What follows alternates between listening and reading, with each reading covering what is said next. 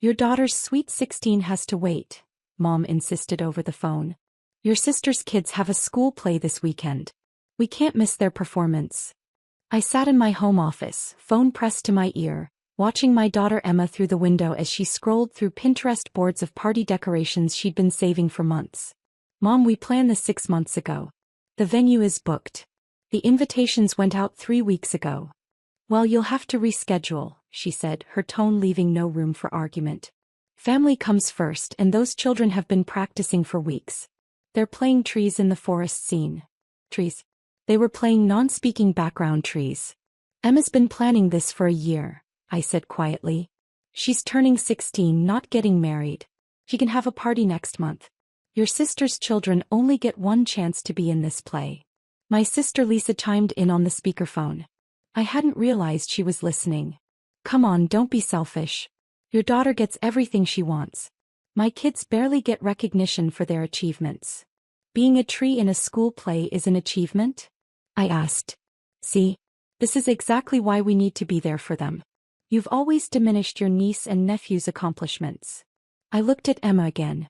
She'd gotten straight A's this semester. She volunteered at the animal shelter every Saturday. She'd been saving her own money to help pay for party decorations because she knew money was tight. The party is happening on Saturday, I said. Then we won't be there, Mom stated flatly. Your father and I are driving to Springfield for the play. Your brother and his family are coming too. If you choose to be selfish and continue with this party, you'll be celebrating alone. Aunt Jessica and Uncle Tom are coming too, Lisa added. Nobody's going to miss a school play for a birthday party that can happen any time. It's her sweet 16. And it's my children's theatrical debut, Lisa shot back. But fine. Be selfish. Have your party. Just don't expect any of us to show up or send gifts. We'll remember this when Emma actually needs us for something important. The line went dead. I sat there for a moment staring at my phone. Then I walked to Emma's room. She looked up from her laptop and I could see she'd been crying. You heard. She nodded. It's okay, Mom. We can reschedule. I don't want to cause problems with Grandma and Grandpa. How much of that did you hear? All of it. The walls are thin. She closed her laptop. Maybe they're right. It's just a birthday. Their play is probably more important. I sat on her bed. What do you want to do? I want everyone to be happy, she said, which was the most Emma answer possible.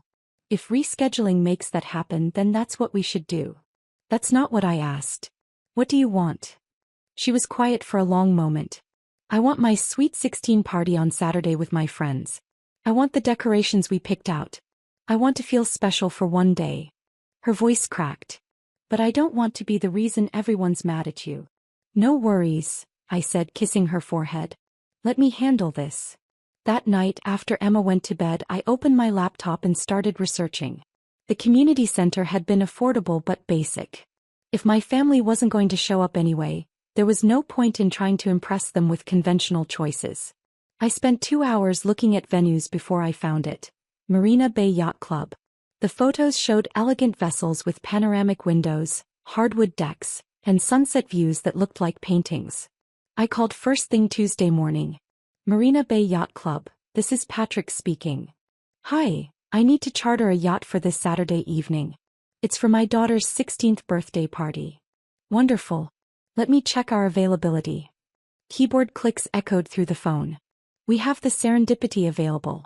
She accommodates 40 guests comfortably and includes a full galley, upper and lower decks, and a professional sound system. What's the cost? For a 4-hour sunset cruise with our premium package, including full catering service, decorations, and a professional DJ, the total comes to $25,000. I didn't hesitate. Perfect. What do you need from me? The money represented 5 years of freelance graphic design work. Projects I took on after Emma went to bed. Clients I'd built relationships with through networking groups my family never asked about. They assumed I struggled financially because I was a single mom. They never bothered to learn I'd built a successful side business. We'll need a 50% deposit to secure the booking, and I'll email you our catering menu selections and decoration options. Send everything over. I'll have the deposit to you by the end of business today. After I hung up, I sat back and looked at my savings account balance. This would make a significant dent, but watching Emma's face light up when she saw that yacht would be worth every penny. I spent the rest of Tuesday coordinating details. A florist for the rose arrangements, a photographer for professional shots. I even arranged for a small fireworks display to happen as we returned to the dock, which added another $3,000 to the total. $28,000 for a birthday party. My family would lose their minds if they knew. Good. I didn't tell Emma about the change in plans. I just told her the party was still on for Saturday and to make sure her friends knew. On Wednesday, Mom called again. I heard you canceled the community center, she said. Good. I'm glad you came to your senses. We can do something small for Emma next month, after all the play excitement dies down. The venue had a scheduling conflict, I lied smoothly. But the party's still happening Saturday. Where? I found another place. Well, we still won't be there. I just wanted to make sure you weren't wasting money on something when family isn't even attending. Noted, I said and ended the call. Saturday arrived with perfect weather. I'd told Emma to dress nicely and bring her friends to the harbor instead of the community center. The confusion on her face was worth it. Mom, where are we going? You'll see. When we arrived at Marina Bay and she saw the yacht with Emma's Sweet 16 spelled out in roses along the side, she burst into tears. Mom, this is too much. We can't afford this. Let me worry about that. This is your night. Your friends are going to be here in an hour. We have a photographer, a DJ, a full dinner service and a sunset cruise around the bay. No family drama. No competing for attention. Just you and the people who actually care about celebrating you. The party was magical. 28 of Emma's friends showed up, all dressed in their best outfits. Girls in cocktail dresses and heels they weren't quite used to walking in. Boys in button-down shirts and dress pants, hair actually combed for once. The yacht departed exactly at 6 p.m. As we pulled away from the dock, a collective gasp went through the teenagers. The crew had transformed the upper deck into a wonderland of twinkling lights and white roses. The lower deck housed long tables decorated with gold and blush pink linens, exactly matching the color scheme Emma had been planning for months. Mom, this is insane, Emma whispered, gripping my arm. How did you do this? Magic, I said, kissing her temple. Now go enjoy your party. The catering staff, all in crisp white uniforms, began serving appetizers, gourmet sliders, shrimp cocktails, stuffed mushrooms. Food these kids had probably only seen in movies. I watched their eyes widen with each course. The yacht sailed around the bay as the sun began its descent. The DJ, a professional who'd worked celebrity events, read the crowd perfectly. One moment they were dancing to current pop hits, the next to throwback songs that had everyone singing along. Sophie and the other girls documented everything. The perfectly plated dinners, the moment Emma cut into her 3-tier cake, the sunset painting the sky in impossible shades of orange and pink, Emma dancing with her best friends, head thrown back in genuine laughter. I stayed mostly in the background watching from the upper deck railing. A crew member approached with a glass of champagne. Your daughter seems very happy, she said with a kind smile. That's all I wanted, I replied. At 8:30, as darkness fell completely, the DJ called everyone to the upper deck. I'd told Emma about this part. Make a wish, I said as the crew brought out her cake, 16 candles flickering in the ocean breeze. She closed her eyes and I wondered what she wished for. Probably something selfless, knowing Emma. Probably world peace or for everyone to just get along. She blew out the candles and her friends erupted in cheers. At 9 p.m. as we headed back toward the marina, the fireworks started. I hadn't told Emma about this part. Brilliant explosions of gold and silver lit up the night sky, reflecting off the dark water. Emma grabbed my hand, speechless, tears streaming down her face. Happy birthday, sweetheart, I whispered. The teenagers crowded at the railings, phones out, capturing every burst of color. More content for social media. More evidence of exactly how much this night cost. I felt my phone buzzing in my purse. I knew without looking that the Instagram stories had started making their rounds.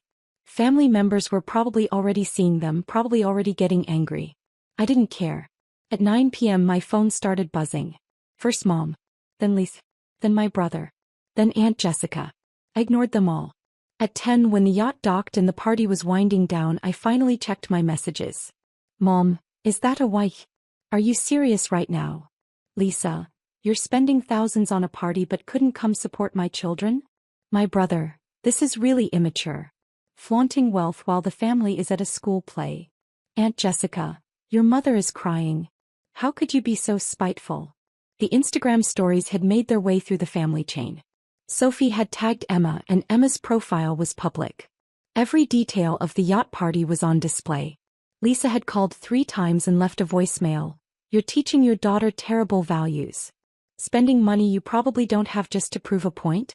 We were at a beautiful play supporting children who actually worked hard for something and you're on a yacht? Grow up. I texted back only to Mom. Emma had a wonderful sweet 16. Hope the play was worth missing it. The next morning Mom showed up at my house unannounced. We need to talk about last night. There's nothing to talk about. Emma had her party. You went to the play. Everyone got what they wanted. You made us look terrible. Jessica's daughter saw those Instagram posts, and now she's asking why we weren't there. That's a good question. Why weren't you? Because those children needed us there. Emma is family. And she needed you there too. It's different. Your sister's kids don't get as many opportunities. Emma has a good life. She didn't need an extravagant party. You're right. She didn't need it. But she deserved it. And more than that, she deserved to have her family there. By spending money you don't have. You don't know what money I have. You've never asked about my freelance work. You assumed I was struggling because it fit your narrative. Lisa's car pulled up behind Mom's. Great. Are you kidding me right now? Lisa stormed up the driveway. My kids are devastated. They saw all the party photos and asked why they weren't invited to the yacht. Because they had a play to be in, I said simply. You did this on purpose. You wanted to make them feel bad. I did this for my daughter. Your kids' feelings about missing a party they weren't invited to aren't my problem. You're so selfish. You always have to be the center of attention. I didn't post anything. Emma's friends did. And yes, I rented a yacht. Because my daughter deserved to feel special. And since her family wasn't going to be there, I made sure she had an unforgettable celebration anyway. Mom stepped between us. This family is falling apart because you couldn't just be flexible. No, Mom. This family has a problem because Emma's sweet 16 was less important to you than watching kids play trees. You made that choice. I just made sure Emma didn't suffer for it. We were going to take her out for a nice dinner next month, Mom protested. She didn't want a nice dinner next month. She wanted her family at her sweet 16 party. But you made your priorities clear. My brother pulled up next. Apparently, this was turning into a family meeting I hadn't agreed to. You couldn't just let this go, he said, walking up. You had to embarrass everyone? I didn't embarrass anyone. I threw my daughter a party. You're embarrassed because now everyone can see the choice you made. It was a school play. It was trees. Background trees. And you chose that over your niece's 16th birthday. The argument continued on my front lawn for another 20 minutes. Neighbors were definitely watching. Finally, I'd had enough. Here's what's going to happen, I said, my voice calm but firm. You're all going to leave my property. Emma and I are going to enjoy the rest of our weekend. And the next time there's a family event, you're going to remember that choices have consequences. You're being ridiculous, Lisa said. Am I? You want to talk about ridiculous? Ridiculous is expecting me to cancel my daughter's party for a school play. Ridiculous is calling me selfish while demanding I prioritize your kids over mine. Ridiculous is showing up at my house the next day to scold me for giving my daughter a beautiful memory. I walked to my front door. You're welcome to apologize to Emma whenever you're ready. Until then, we're done here. I closed the door on their protests. Inside, Emma was sitting on the stairs. She'd heard everything. You didn't have to do that, she said quietly. Yes, I did. You deserved better than their scraps of attention. And you deserve to know that someone will always choose you first. She hugged me, crying into my shoulder. Thank you for the best birthday ever. You're welcome, sweetheart. My phone buzzed with more angry messages throughout the day. Family group chats discussing how inappropriate my behavior was, how I damaged family relationships, how I was teaching Emma to be materialistic. I left all the group chats and blocked the numbers that wouldn't stop. By Monday, extended family members who hadn't even been involved were messaging me, asking me to apologize and make things right. I didn't respond to any of them. What I did do was frame my favorite photo from the yacht party. Emma surrounded by her friends, genuine joy on her face, the sunset golden behind them. That photo sits on my desk now. A reminder that sometimes choosing your child means disappointing everyone else. And I'd make the same choice again in a heartbeat. The first voicemail came at 6:47 a.m. Honey, it's Mom. Call me back. It's about your sister's girls. It's urgent. I was making breakfast for my son when my phone buzzed again. And again. By the time I'd poured his cereal, there were 6 missed calls. My husband glanced at my phone. Your family. Who else? I silenced it and focused on getting our son ready for school. The calls continued through morning drop-off. Text messages flooded in between them. By the time I reached my office, my phone had become a constant buzz of notifications. By noon my voicemail was full, 30 messages in 6 hours. I finally listened to one during my lunch break sitting in my car with the doors locked. Mom's voice was shrill, panicked. Your nieces need help. Sarah lost her job and the girls can't afford their apartment anymore. You have money sitting there for college. $50,000 just sitting in an account. Your son is only 8 years old. He doesn't need it yet. The girls need it now. Family helps family. That's what we do. That's how I raised you. Call me back immediately. The next message was from Sarah herself, her voice thick with tears. Mom told me you had savings. I didn't want to ask, but I'm desperate. Please. We're family. Another was from my oldest niece. And I know we don't talk much, but I'm about to lose everything. My credit is ruined. I can't get another apartment. Please help. I deleted them all and called my sister directly. Finally. Sarah answered, her voice sharp with both relief and irritation. Mom said you've been ignoring us all morning. We've been trying to reach you for hours. What's going on, Sarah? What's going on? What's going on is that my daughters are about to be homeless. That's what's going on. The girls are struggling, both of them. Rent is due in 3 days. Tuition payments are overdue. Car insurance lapsed. They're drowning and I can't help them. I lost my position at the firm, remember?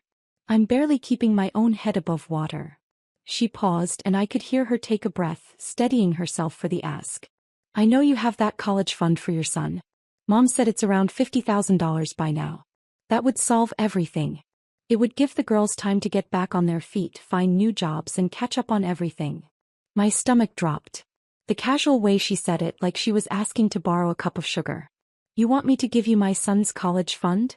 Not give. More like, reallocate. It's just sitting there doing nothing. You won't need it for 10 years, maybe more. We need it right now. Today. This week. Your family. This is what family does. We help each other when times are hard. Sarah, that money is for my son's education. We've been saving since he was born. And my daughters are drowning right now. What kind of aunt are you? What kind of sister? I'm sorry you're struggling, but the answer is no. The line went dead. Within an hour my phone exploded. Mom, Sarah, my nieces, even my aunt from Florida. The messages were all variations of the same theme. Selfish, heartless, forgetting where I came from. My niece sent a photo of an eviction notice. This is on you. The other niece wrote, guess college is more important than family. Hope you can live with yourself. Mom's voicemail said, I didn't raise you to be this cold.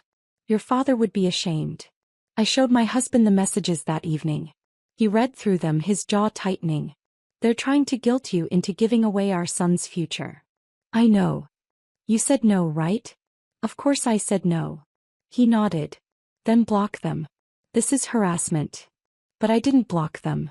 Some part of me thought they'd calm down, realize how inappropriate they were being and apologize. I was wrong. Day 2 brought 32 more voicemails. I made the mistake of listening to 5 of them over breakfast while my son watched cartoons. Mom said, it's been 24 hours and you still haven't called back. Do you know what that's doing to your sister? She's having panic attacks.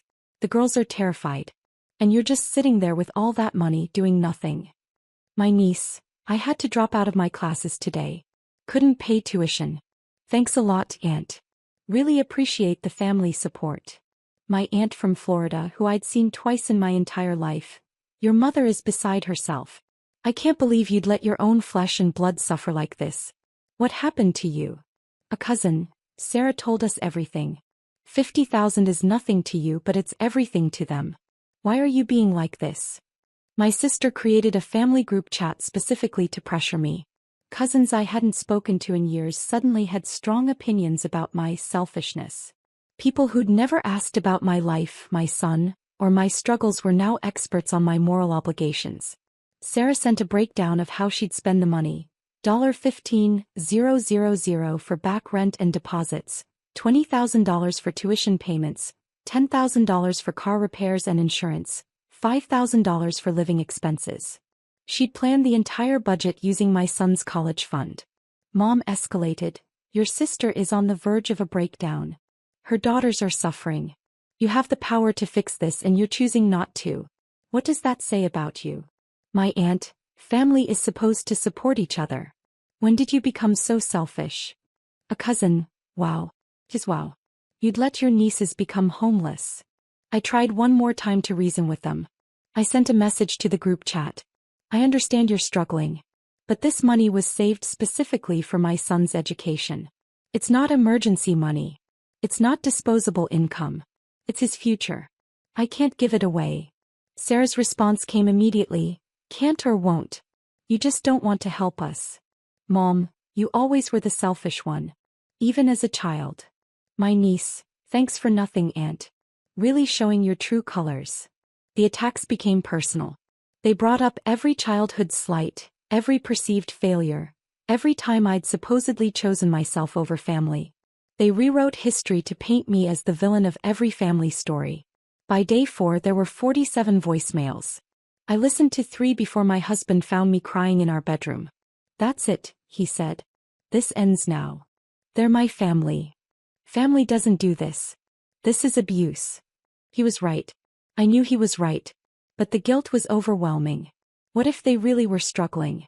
What if I could help and I was just being selfish? My husband sat beside me. Let me ask you something. When's the last time your mom asked how you were doing? When's the last time Sarah called just to talk? When did your nieces last visit their cousin?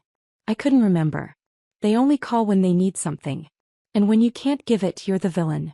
That's not family. That's exploitation.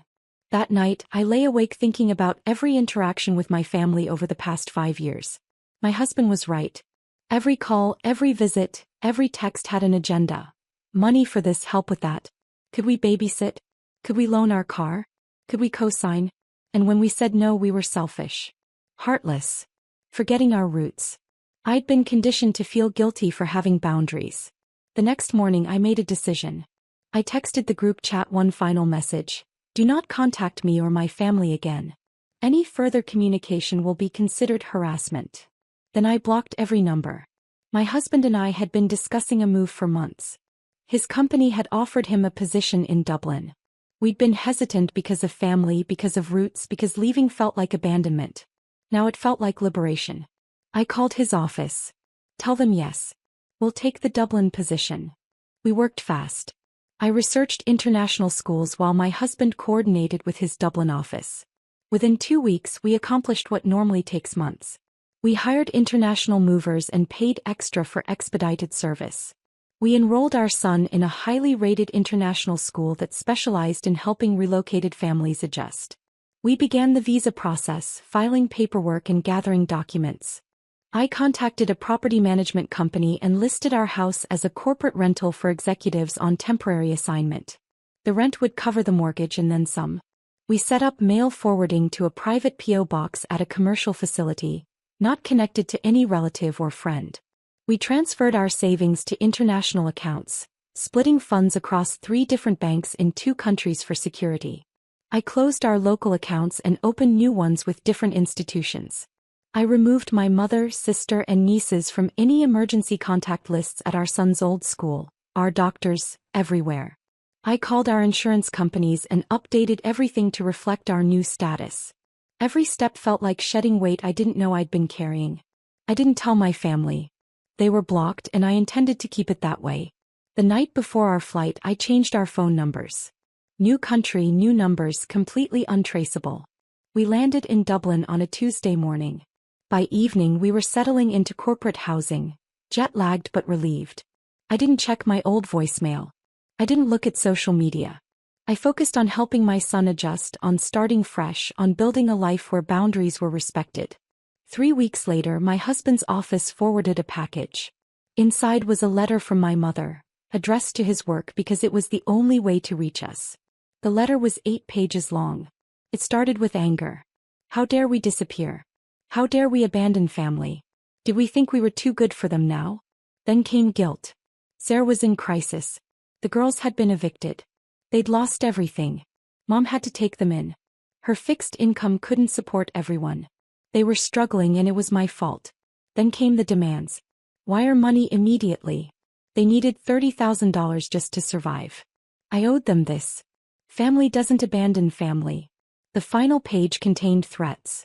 She'd find us. She'd tell everyone what kind of person I really was. She'd make sure my son knew what his mother did to his cousins.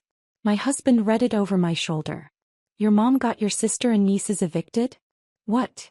He pointed to a line on the 3rd page. She says here that she told Sarah you'd definitely give them the money. Sarah used that promise to delay payments. When you didn't pay, everything collapsed. I reread the section. He was right. Mom had guaranteed I'd pay. She'd convinced Sarah to spend money she didn't have based on that guarantee. When I refused, their house of cards fell. And somehow this was my fault. They created their own crisis, my husband said gently. Your mom made promises with your money. Sarah spent based on those promises. You didn't cause this. They did. I threw the letter away. Over the next month, letters arrived at my husband's office weekly, each more desperate than the last, each blaming me for circumstances they'd created themselves. Mom's letters revealed more than she intended. Sarah had quit her job voluntarily, expecting to live off the money I'd supposedly give. My nieces had taken out loans for expensive apartments, certain their generous aunt would cover it. Mom had told extended family I was paying, accepting praise for raising such a giving daughter. They'd built an entire financial structure on money that wasn't theirs, from a person who'd never agreed to give it. When that structure collapsed, I became the villain for not funding their fantasy. The letters eventually stopped. I assumed they realized we weren't coming back, weren't sending money, weren't engaging. Life in Dublin was peaceful. My son thrived in his new school. My husband loved his position. I found work I enjoyed. We made friends who respected boundaries, who didn't view relationships as transactions. 6 months after we left, I received a friend request on a social media platform I rarely used. It was from a cousin who hadn't been part of the harassment. I accepted. She messaged immediately, I need to tell you what's happening back home. My stomach tightened, but I let her continue. Your mom has been telling everyone you stole from the family. She says you took money that was meant to help Sarah and disappeared. She's playing victim and people believe her. She's lying. I know. I saw the group chat messages before you left. I saw how they treated you. But she's convinced everyone else that you're the bad guy. She's even started a fundraiser, claiming she needs to raise money to replace what you took. I felt sick. I never took anything. I know. But she's rewriting history. I thought you should know. Part of me wanted to fight back, to tell the truth, to defend myself. But another part, the part that had found peace in Dublin, realized something important.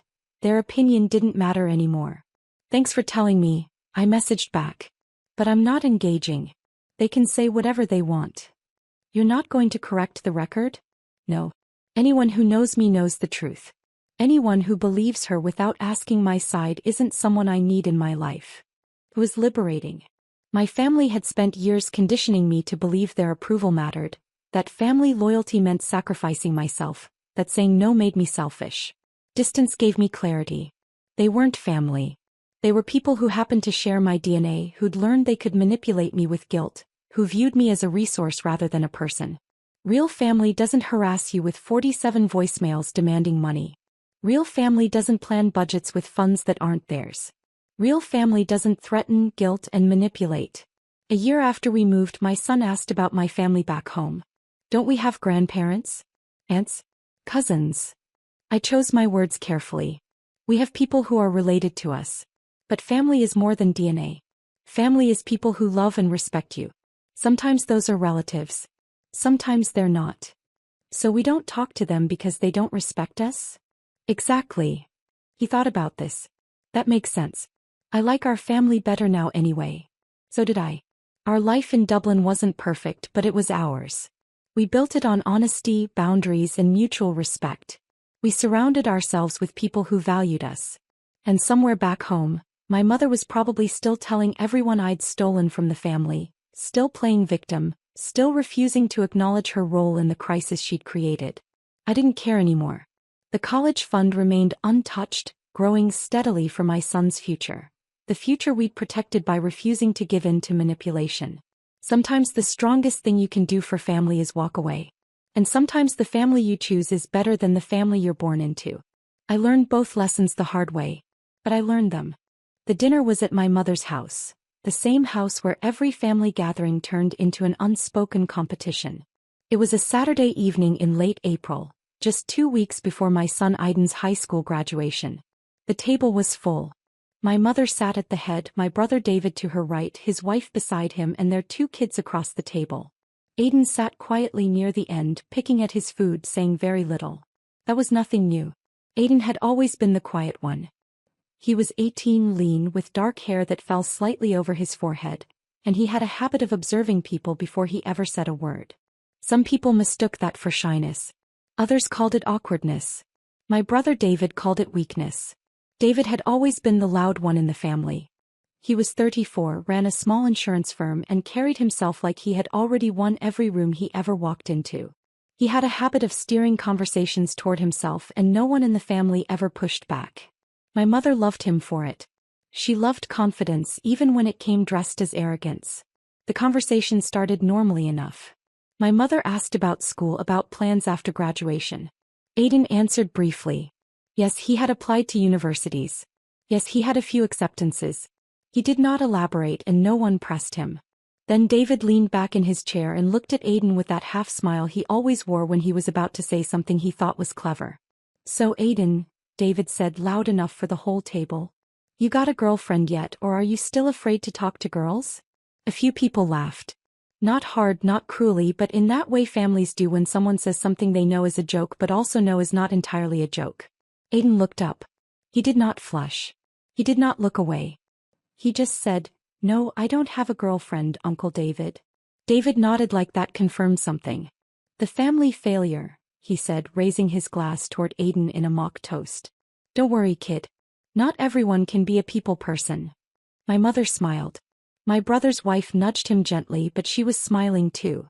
My sister-in-law did not correct him. No one at that table corrected him. I watched Aiden's face. He did not react. He folded his napkin carefully, set it beside his plate, and said, "I think I'll head out. Thank you for dinner, Grandma." He kissed my mother on the cheek, nodded at the rest of the table, and walked out the front door without another word. I wanted to say something. I wanted to tell David that his idea of humor was cruel, that mocking a teenager in front of his family was not funny, that the boy had done nothing to deserve it. But I did not. I sat there and said nothing, and that silence is something I have carried with me ever since. After that dinner, I did not hear much from Aiden for a few weeks. He texted me short messages. He was busy, he said. Preparing for something. I assumed it was graduation related. Maybe rehearsals or paperwork for the ceremony. I did not ask too many questions. He was 18. He was allowed to have his own space. What I did not know at the time was that Aiden had been working toward something for months. Not just weeks. Months. He had been elected student council president the previous fall, a fact he had mentioned exactly once in passing and then never brought up again. He was not the type to broadcast his achievements. He earned them, acknowledged them privately, and moved on. I knew he was involved in student activities, but I had no idea about the scope of it. He was also the captain and lead speaker of the school's competitive debate team. This was not a casual hobby. The team had qualified for the state championship that year, and Aiden had been their anchor speaker in every round. He had started on the team as a sophomore, sitting in the back of the room during practices, barely speaking. By junior year, the coach had moved him to the front. By senior year, opposing teams knew his name before the rounds even started. He had a gift for standing in front of a room full of strangers and making them listen, not through volume but through stillness, through precision. He could take a complex argument and break it down so clearly that even someone who disagreed with him found themselves nodding before they realized what had happened. His coach told me later that in 3 years of coaching, She had never seen a student handle pressure the way Aiden did. He simply did not let it in. But none of this was public knowledge to our family. I did not know about the debate team until weeks later. My mother did not know. David certainly did not know. Aiden had kept it all quiet, not out of false modesty, but because he simply did not see the need to perform his life for other people. The graduation ceremony was scheduled for a Thursday evening at the high school auditorium. It was a large school, nearly 400 graduates in the class, and the auditorium held close to 1,000 people. My mother had already claimed a row of seats near the front. David and his wife were coming. A few other extended family members had confirmed. I arrived early with my mother. The auditorium was filling up quickly, parents and siblings and grandparents settling into their seats with programs and phones and that particular restless energy that comes before a long ceremony. David arrived about 20 minutes before it started, his wife on his arm, looking bored but polite. "Big night for the family failure," David said as he sat down, grinning. My mother laughed quietly. I said nothing. The ceremony began with the usual speeches. The principal spoke about growth and opportunity. A local politician congratulated the class. It was standard, forgettable, the kind of ceremony people endure rather than enjoy. Then the program shifted. The vice principal stepped back to the microphone and introduced the next segment of the evening. There would be 2 student addresses before the diplomas were awarded. The first was from the outgoing student council president. The second was from a student selected by the faculty to deliver a closing address on behalf of the graduating class. Both speakers, the vice principal explained, were the same person. The name on the screen behind the stage appeared in plain text. It was Aiden's name. I watched David's face. He was reading the program in his lap. He looked up at the screen, then back down at the program as if trying to reconcile 2 different pieces of information. His wife leaned over and whispered something. He shook his head slightly. Aiden walked onto the stage. He was wearing the same kind of clothes he always wore. Dark pants, a simple button-down shirt, no tie. He looked calm. Not nervous, not performative, not trying to project anything other than what he already was. He stepped up to the microphone, adjusted it slightly and looked out at the auditorium. The room quieted. He did not begin with a joke or a crowd pleaser. He began with a question. How many of you have been told at some point in your life that you are not enough? Pause. Not a dramatic one. A genuine one, as if he actually wanted people to sit with the question. Not in those exact words maybe, but in smaller ways. Someone looked at you and decided before you ever opened your mouth what you were capable of. Someone told you that your interests did not matter. That your way of moving through the world was wrong. That you were too quiet, too strange, too slow, too much, or not enough of something. He paused again, and in that pause the auditorium was completely still. I have been told that my entire life, he said. And for a long time I believed it. He spoke for 12 minutes. Not a second more, not a second less. He talked about what it meant to grow up feeling invisible in your own family. He did not name anyone. He did not point fingers or call anyone out publicly. He spoke in general terms, but anyone who knew him, anyone who had watched him navigate family gatherings, understood exactly what he was referring to. He talked about finding his voice not through confrontation but through preparation. About learning that silence was not weakness but strategy. About discovering that the best response to someone who underestimates you is not anger. It is becoming undeniable. He talked about the debate team, about standing in front of judges and opponents who had every reason to dismiss him and choosing, every single time, to prove them wrong through the quality of his thinking rather than the volume of his reaction. He talked about what it meant to be the kind of person who does the work without needing anyone to see it, who earns things not for recognition but because the work itself is the point. And he finished with this. The people who told me I was not enough were not evil. They were just wrong. And the most powerful thing I ever learned was that I did not need their permission to find that out for myself. He stepped back from the microphone. He did not bow. He did not wave. He simply walked off the stage and back to his seat among the other graduates. The applause started slowly, the way it does when a room is still processing what it has just heard. Then it built. Within seconds, it was the loudest sound in that auditorium all evening. Parents were standing. Teachers were standing. It went on for nearly a full minute before the vice principal stepped back up to thank him and move the ceremony along. I turned to look at David. He was not clapping. He was sitting very still, his hands resting on his knees, staring at the stage. His wife was applauding, but he was not. His face was not angry or embarrassed exactly. It was something closer to recognition.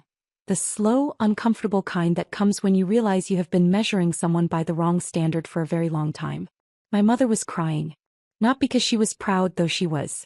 She was crying because she had sat at that dinner table and laughed. And now she was sitting in an auditorium watching her grandson tell an entire room of strangers that the people who were supposed to believe in him had failed him. And she knew without him ever saying her name that she was part of that failure. After the ceremony, we waited in the lobby. Families were milling around, taking photos, congratulating graduates. Aiden came out in his cap and gown, looking tired but content. A few teachers stopped him on the way out. One of them, an older woman who taught American history, shook his hand and said something I could not hear. Aiden nodded and thanked her. When he reached us, my mother hugged him for a long time. She did not say anything about the speech at first. She just held him and said, "I am proud of you." Aiden hugged her back and said, "Thank you, Grandma." David stepped forward. He did not hug Aiden. He stood in front of him for a moment, and there was an awkwardness between them that had not existed before. Or rather, had existed all along but had never been acknowledged. "That was a good speech," David said. "Thank you," Aiden said. David nodded. He opened his mouth as if to say something else, then closed it. His wife put her hand on his arm and they walked toward the parking lot without another word. I drove Aiden home that night. We did not talk much on the way. He leaned his head against the window and watched the streetlights pass. About halfway home he said, "I wasn't trying to embarrass anyone." "I know," I said. "I just wanted to say what was true." "I know that too." He was quiet for another minute. Then he said, "Do you think he heard it?" I thought about David's face in that auditorium. The stillness. The recognition. "Yeah," I said. "I think he heard it." Aiden nodded and did not say anything else the rest of the way home. 2 days after the graduation, David called me. Not to talk about the ceremony, not directly. He called to ask if Aiden would be open to having coffee sometime. Just the two of them. No agenda, he said. He just wanted to talk. I told him I would pass the message along. Aiden, when I mentioned it, was quiet for a moment. Then he said, "Sure. I'll do that." They met at a coffee shop the following Saturday. I do not know everything they said to each other. Aiden told me later that David apologized plainly and without excuses for the things he had said over the years, not just at that dinner but for all of it. He said he had spent a long time thinking of Aiden as someone who needed to be toughened up, and that he had mistaken cruelty for lessons. Aiden said he appreciated it. He said he did not hold a grudge. He said he had never been angry at David, not really. He had just been tired of being seen as something he was not. David listened. And for the first time in a long time he did not have a clever response. He just listened. That coffee lasted 2 hours. When Aiden came home afterward, he seemed lighter than I had seen him in months. Not because the wound had been healed entirely. Wounds like that take longer than one conversation.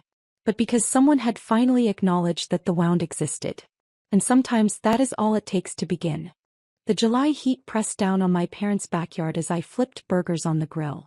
My daughter, Maya, sat on the patio, her laptop balanced on her knees, fingers flying across the keyboard. Still at it.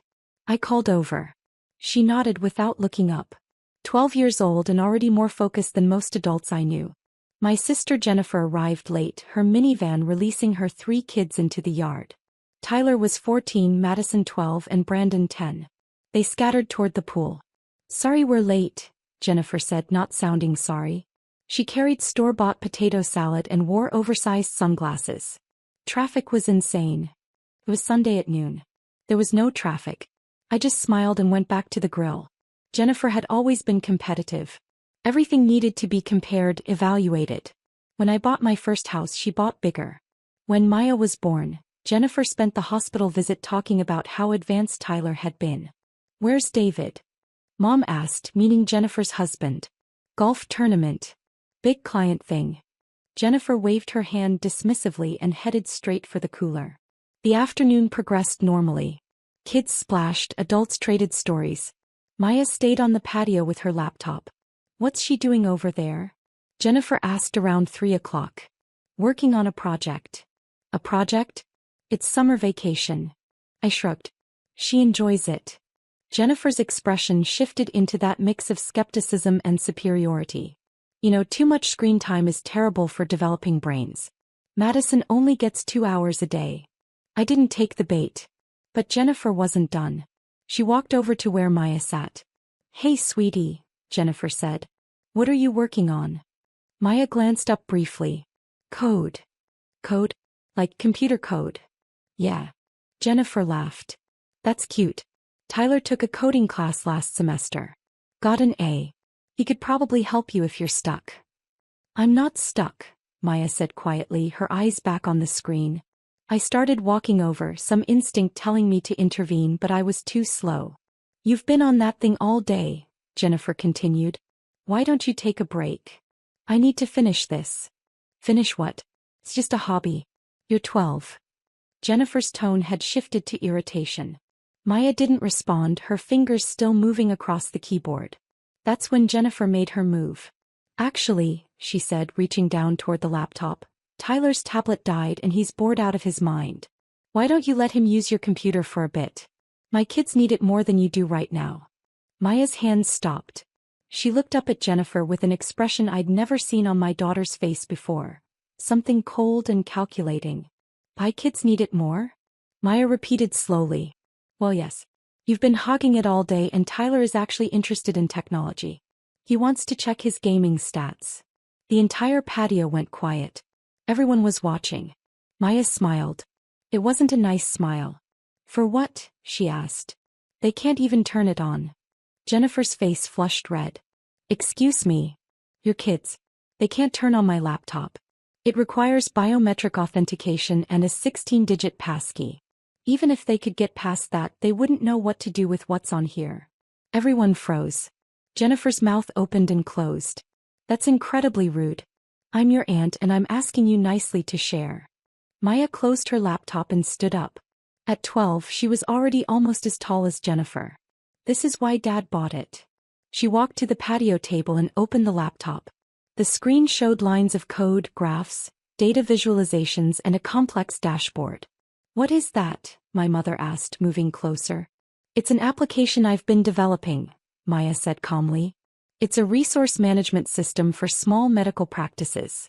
It tracks patient scheduling, inventory, billing cycles, and automates appointment reminders. I started building it 6 months ago." The silence was deafening. "You built that?" Uncle Robert asked. "He owned a dental practice. I'm still working on it. The version I'm finishing today will be submitted to the Youth Technology Innovation Competition next week. First place is a $50,000 scholarship and mentorship with software developers at." Jennifer's face had gone from red to pale. "You're 12. I know how old I am." Maya's voice was perfectly even. "I also know that Tyler failed his intro to coding class. Madison told me at party. She said he copied his final project from YouTube and still got a C." "That's not," Jennifer started. "And I know your kids can't turn on my laptop because last Thanksgiving Tyler tried to use it while I was in the bathroom. He guessed the password wrong 5 times and locked himself out. I had to reset the entire security system." I stared at my daughter. When had this happened? How had I not known? Maya turned the laptop around so everyone could see the screen better. "This module here handles insurance verification. This one manages supply reordering based on usage patterns. And this section creates automated financial reports. Uncle Robert, you said last month that your office manager spends 6 hours a week just on scheduling conflicts. My app would reduce that to about 20 minutes. Robert leaned in, his eyes wide.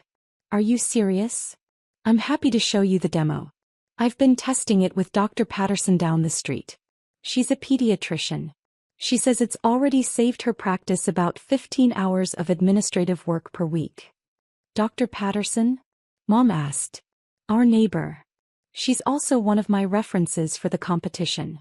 Maya pulled up another window showing an email exchange.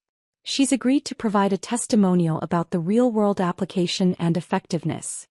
Jennifer found her voice, though it came out strangled. "This is ridiculous. You expect us to believe a 12-year-old built professional software."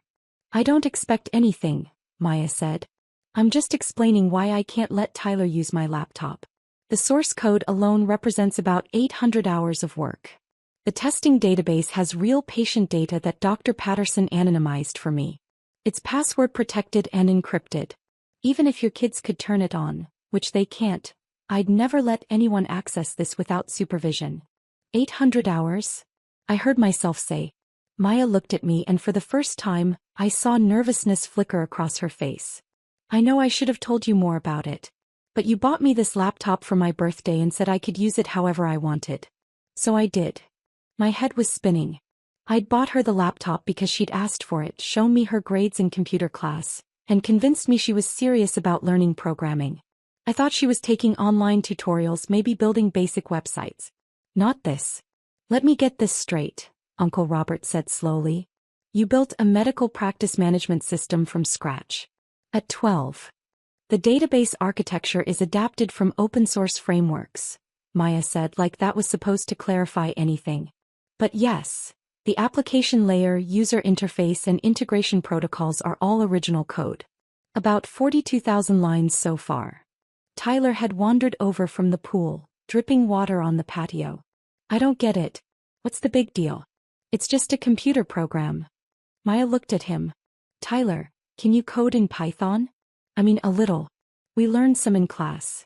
Can you implement a RESTful API? Silence.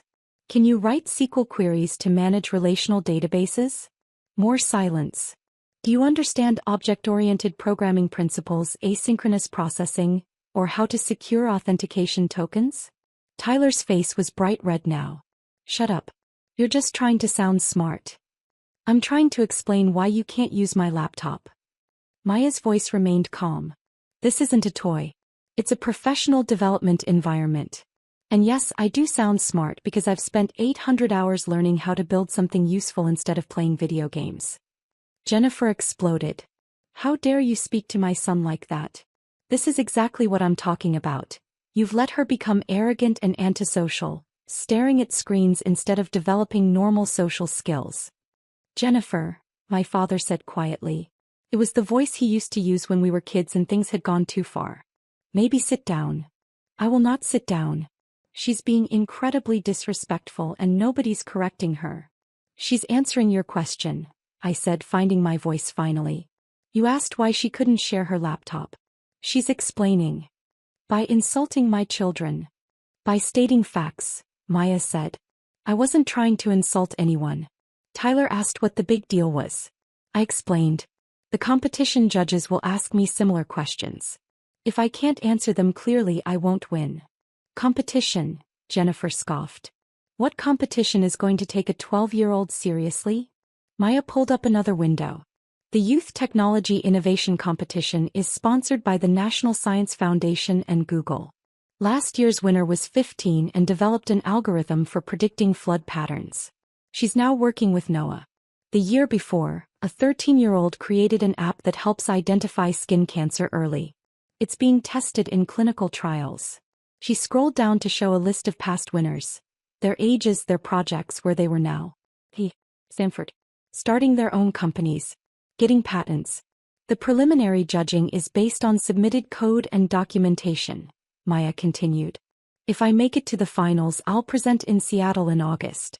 The judges are actual software engineers and technology executives. They don't care how old you are. They care if your code works.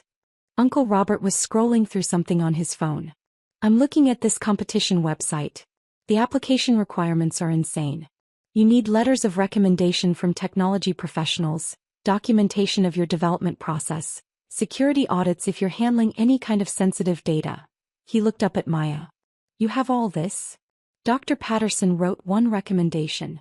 My computer science teacher wrote another. And I hired a freelance security consultant to audit my code last month. It cost me all my birthday money, but she found 3 vulnerabilities I'd missed. You hired a security consultant? I asked weakly. You can find them on freelance sites. He was really nice. She also gave me some advice about how to improve my encryption. Jennifer was still sputtering, but no one was paying attention to her anymore. My mother had pulled up a chair next to Maya, asking questions about how the app worked. Uncle Robert was taking notes on his phone. My father was looking at me with an expression I couldn't quite read. Tyler had slunk back to the pool, his face burning. Madison and Brandon were watching from a distance, whispering to each other. So when you said you were working on a project, I said to Maya, you meant this. The whole time. She nodded. I didn't want to say too much until it was done. What if I couldn't finish it? What if it didn't work? I wanted to have something real before I told everyone. This is definitely real, Robert said. Maya, I'm serious about wanting to see a demo. If this does what you say it does, I know at least a dozen dentists who would pay for something like this. The competition rules say I can't commercialize it until after judging, Maya said. But if I don't win, or after I do, I was thinking about licensing it. I've been reading about how to set up an LLC. Of course she had. Jennifer grabbed her purse. We're leaving. I don't have to sit here and watch my children be humiliated by some show-off who thinks she's better than everyone. I don't think I'm better than everyone, Maya said quietly. I just work really hard at something I care about. Come on, kids.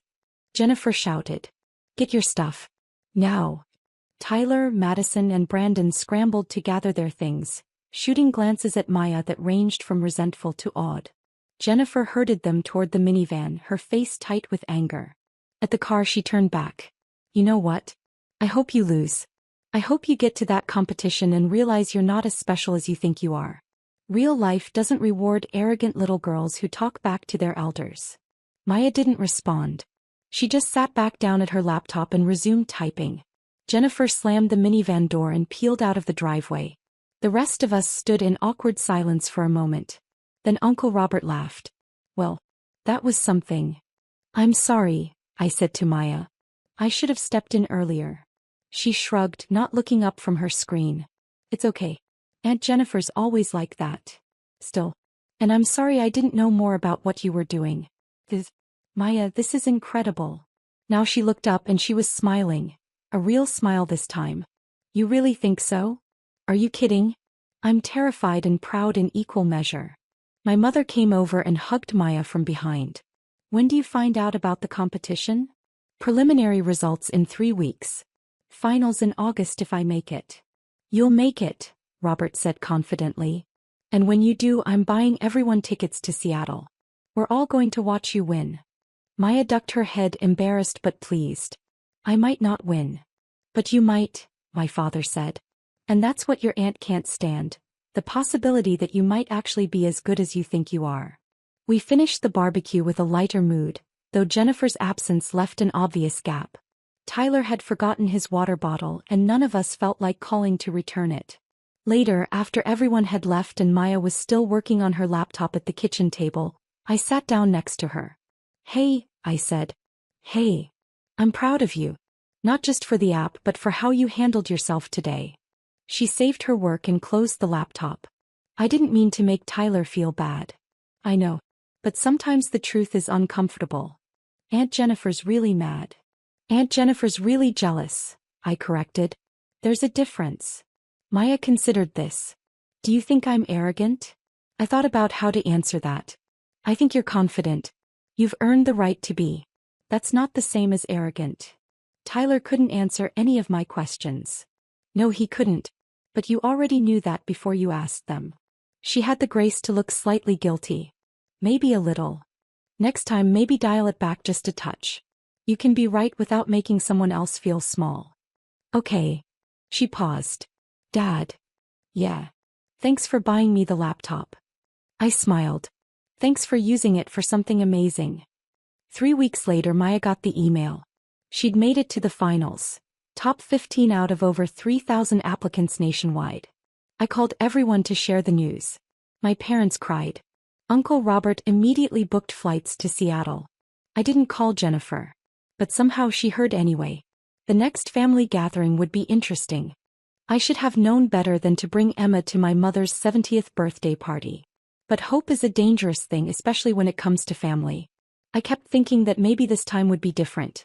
Maybe seeing her only granddaughter would soften something in her. The country club ballroom was decorated with white roses and gold ribbons.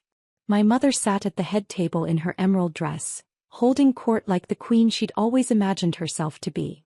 My sister Jennifer's 3 children surrounded her, laughing at her jokes and posing for photos. Perfect grandchildren from the perfect daughter. Emma and I stood near the entrance. She wore the yellow dress I'd saved 3 months to buy, her dark hair in careful braids. She clutched a wrapped present against her chest. "Mommy, when do I give Grandma her gift?" Emma whispered. "Soon, sweetheart. Let's wait for the right moment." My brother-in-law spotted us first. "Oh, you actually came," he said, not bothering to hide his surprise. "Didn't think you could afford the entry fee to this place." I forced a smile. "It's Mom's birthday. Of course we came." Jennifer approached with her usual concerned expression that never quite reached her eyes. "Sarah, I'm glad you're here. Mom was wondering if you'd show up." She glanced down at Emma. "Oh, you brought her. Her name is Emma. Your niece. Right.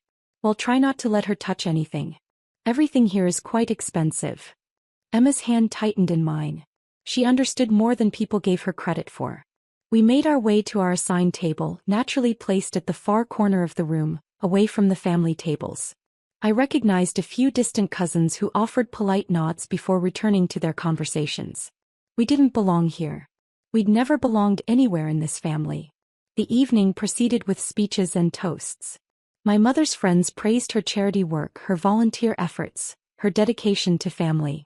I watched Emma's face as my mother spoke about the importance of grandchildren, how they brought such joy to her life, how blessed she was to have such wonderful ones. She gestured to Jennifer's children, who stood and waved as everyone applauded. Emma looked up at me. "Mommy, why didn't Grandma mention me?" "She has a lot of people to thank, honey. I'm sure She forgot about me again." I had no answer for that. Because my mother hadn't forgotten. She'd never acknowledged Emma in the first place. When the cake was brought out, a massive 3-tiered creation decorated with edible flowers, the room erupted in applause. My mother made a show of blowing out the candles, making a wish, and cutting the first slice. The servers began distributing pieces to the guests. Emma's eyes lit up. She loved cake, especially chocolate. One of the servers approached our table with slices for the other guests but skipped right past Emma.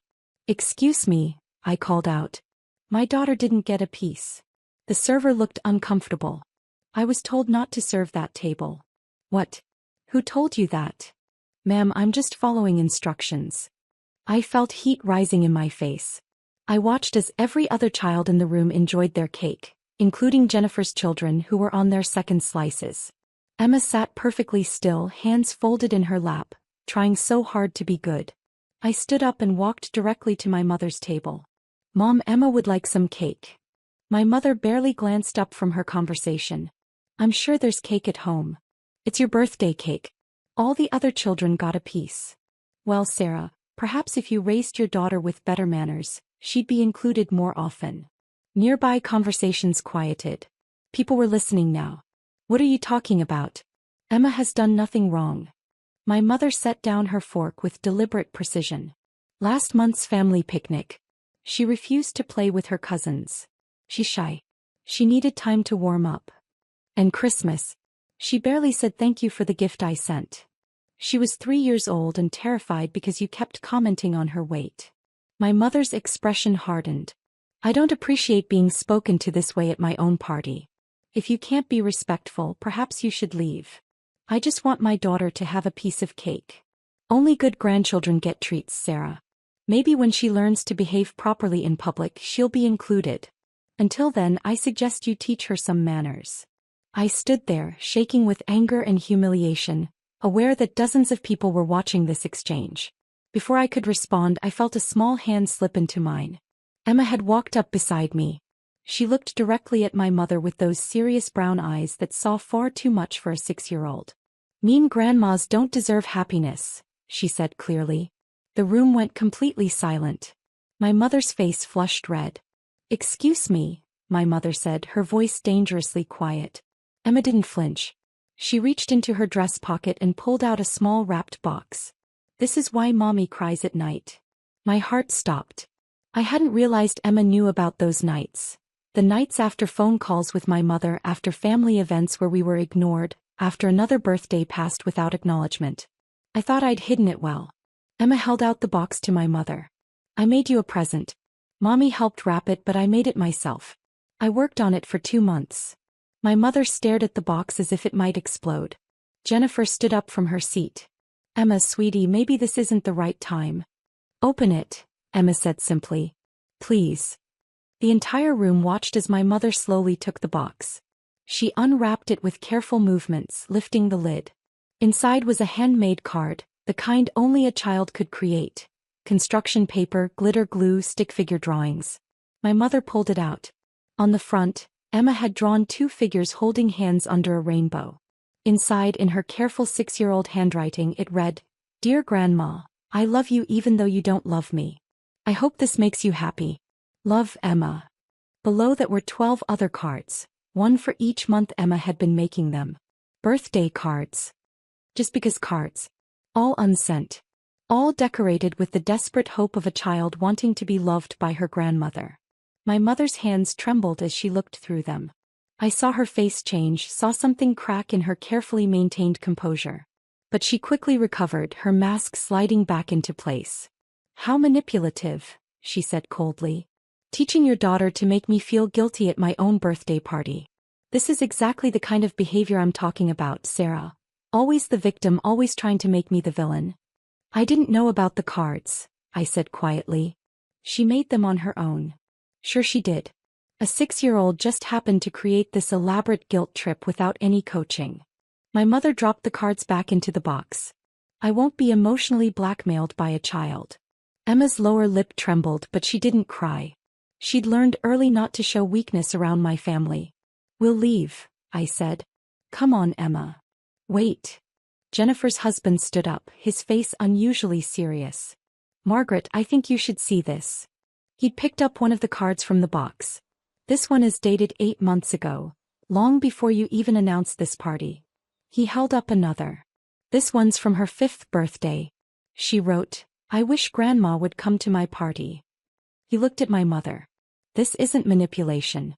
This is a child who desperately wants her grandmother's love." My mother's jaw tightened. "Stay out of this, David." "I can't. Not anymore." He looked around the room. "We've all watched this for years, watching you exclude Sarah and Emma. Making excuses. Pretending it's about manners or respect or anything other than the fact that Sarah didn't marry the man you wanted her to, didn't have the life you planned for her. How dare you?" "Emma is 6 years old," David continued. "She's innocent in whatever issues you have with your daughter. And she's been making these cards, one every month, hoping that maybe this would be the month her grandmother would acknowledge her." Jennifer looked uncomfortable. "David, this is Mom's birthday. Can we not do this now? When should we do it? At Emma's next birthday that no one attends? At party when we all pretend she doesn't exist?" One of my mother's oldest friends, Patricia, spoke up from a nearby table. "Margaret, I've known you for 40 years. This isn't who you are, or at least it's not who you used to be." My mother stood abruptly, her chair scraping against the floor. "I won't be lectured at my own party. Sarah, take your daughter and leave. You've ruined enough." I bent down to Emma's level. "Come on, sweetheart. Let's go home." Emma looked at the table full of cake, at her cousins who'd barely acknowledged her existence, at the grandmother who'd rejected her handmade gifts. Then she reached out and took my hand. We walked toward the exit, passing tables of relatives who suddenly found their plates very interesting. I held my head high, refusing to let them see how much this hurt. We were almost to the door when we heard it. "Wait." I turned. My mother stood in the middle of the ballroom, the box of cards in her hands. She looked smaller somehow, older. The emerald dress that had seemed so regal now just looked like a costume. "These cards," she said, her voice barely carrying across the silent room. "You really made these yourself?" Emma nodded. "Every month." Another nod. My mother opened the most recent card again, reading the careful words. "I love you even though you don't love me." She looked up at Emma with something I'd never seen in her eyes before, something that might have been shame. "I do love you," my mother said quietly. "I just forgot how to show it." Emma didn't run to her. She wasn't that naive. She just stood there holding my hand, waiting. "I'm sorry," my mother said. "I'm sorry for the cake. I'm sorry for all of it." Emma considered this for a long moment. Then, in that brutally honest way only children possess, she said, "Sorry isn't magic. It doesn't fix mean." My mother flinched as if she'd been slapped. Around the room, people shifted uncomfortably. Jennifer started to object, but David put a hand on her arm. "You're right," my mother said. It doesn't fix it. But maybe it's a start. Emma looked up at me. I saw the question in her eyes. I couldn't tell her what to do. This had to be her choice. Can I have cake now? Emma asked. A laugh escaped my mother, surprised and genuine. Yes. Yes, you can have cake. We didn't leave. We sat at our corner table while my mother personally brought Emma the biggest slice of cake along with ice cream. She sat down across from us, something she'd never done before.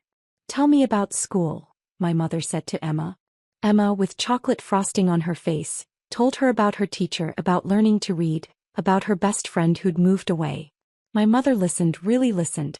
I don't know if this moment of clarity would last. I don't know if my mother would wake up tomorrow and remember how to be cruel again. Family patterns, especially toxic ones, don't disappear overnight. But Emma had done something I'd never managed in 32 years. She'd held up a mirror and forced my mother to see herself, not with anger or accusations, but with simple, heartbreaking honesty. As we drove home later, Emma clutching a piece of cake wrapped in a napkin for later, she asked, "Mommy, why do you cry at night?" I glanced at her in the rearview mirror. Because I want better for you than I had. Did Grandma make you sad when you were little too? Yes, sweetheart. Emma was quiet for a moment. The cards didn't work, did they? She's not going to change. I don't know. Maybe. Maybe not. That's okay, Emma said. I have you. That's enough. And somehow, hearing those words from my 6-year-old daughter, I realized she was right. It was enough. More than enough. Whether my mother chose to be part of our lives or not, whether she learned from tonight or retreated back into her cruelty, Emma and I would be fine. We had each other. We had love that didn't come with conditions or requirements. We had truth even when it hurt. Sometimes the bravest thing you can do is tell the truth. Sometimes a 6-year-old can see clearly what adults have spent years rationalizing away. And sometimes, mean grandmas don't deserve happiness until they learn to stop being mean. Emma fell asleep on the drive home, the wrapped cake balanced on her lap, a small smile on her chocolate-stained face. She'd stood up to someone who terrified me. She'd spoken truth to power with nothing but honesty and handmade cards. I didn't know what the future held. I didn't know if my mother would call tomorrow or if we'd go back to being invisible. But I knew that tonight my daughter had shown me what courage looked like. And that was worth more than any piece of cake or family approval could ever be.